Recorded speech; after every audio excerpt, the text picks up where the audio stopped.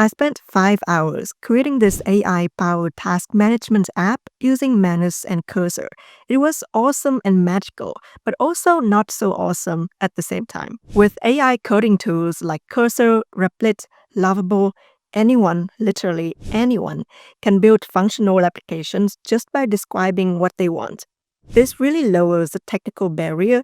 Non-technical people from all sorts of backgrounds, marketers, writers, designers, business owners, domain experts, editors, researchers, can now build apps to solve problems in their own domains. It really blurs the line between builders and users, technical and non-technical folks, something that was not really possible before. I'm a data scientist by trade, and I'm quite familiar with Python and R, and through various projects at work and from my computer science bachelor study, I've also picked up quite a bit of JavaScript and some basic web development. But I have very little experience with real software engineering or app development. So I figured I'd try it out vibe coding and see what it could do. I want to solve a very personal problem. I often get overwhelmed by too many tasks and not knowing where to start. I also tend to forget to log tasks from my emails, documents, or WhatsApp messages into my to-do list.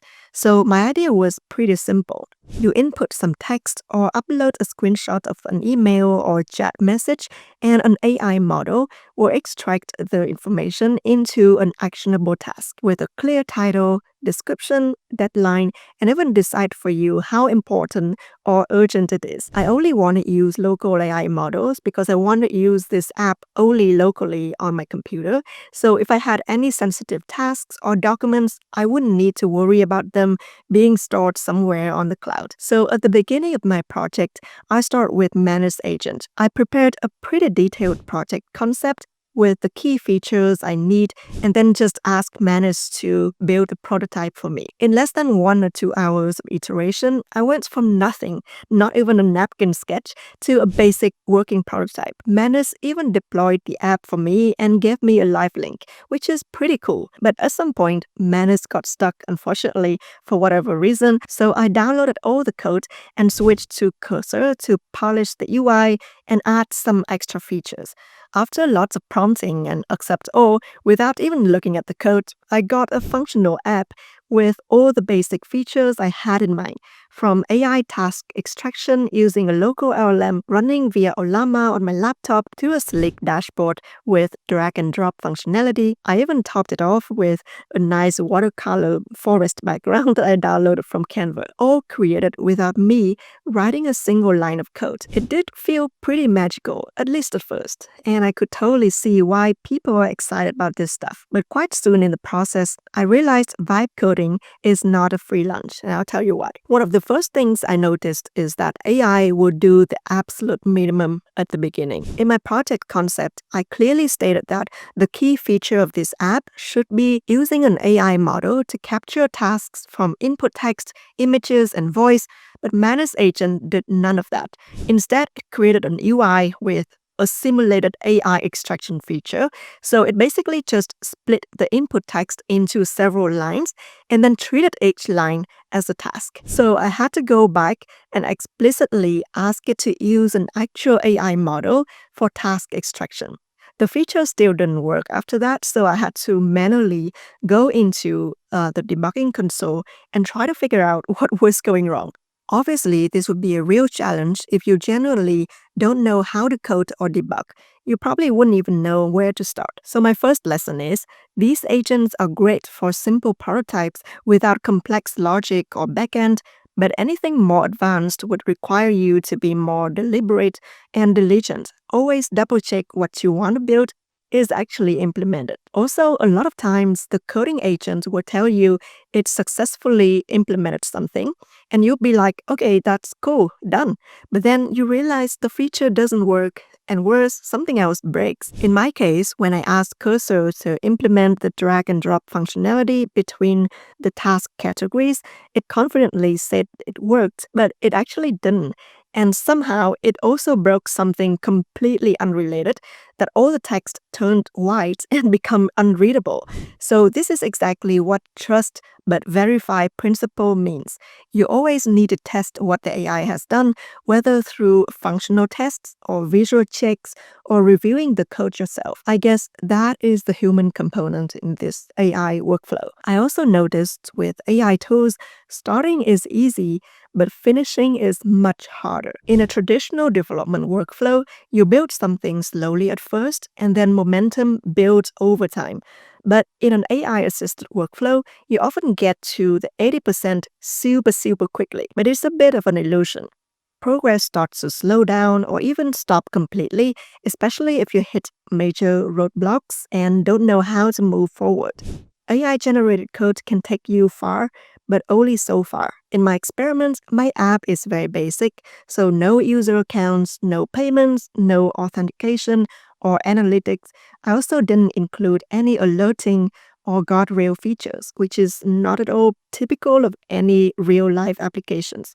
I can imagine these features would take much more time to actually complete if you don't have some understanding of software development or some system design. So, what you might end up with is a shelf full of half done prototypes and no finished projects. This is, of course, totally okay if you just want to play around, but you wouldn't likely become a software millionaire just using vibe coding. The time-saving promise of AI coding agents also comes with a lot of nuance. A recent randomized control trial by Meter examined how frontier AI tools as of January to June 2025 impacted the productivity of experienced open source developers, and the results were quite surprising.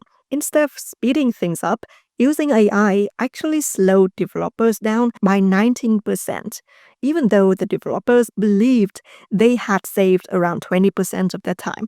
The study also looked into the factors that actually contributed to the slowdown, and one of them was the complexity of some projects. Another issue is that AI-generated solutions are accepted only around 50% of the time, so half the time. And developers often need to make major changes to clean up AI code. So the reality is, at some point, you actually need to understand what's happening under the hood in order to make real progress or fix stuff. And this can be really hard and time consuming. From my experience, I always found that reading and really understanding code that I didn't write usually takes longer and is more difficult than if I write the code myself.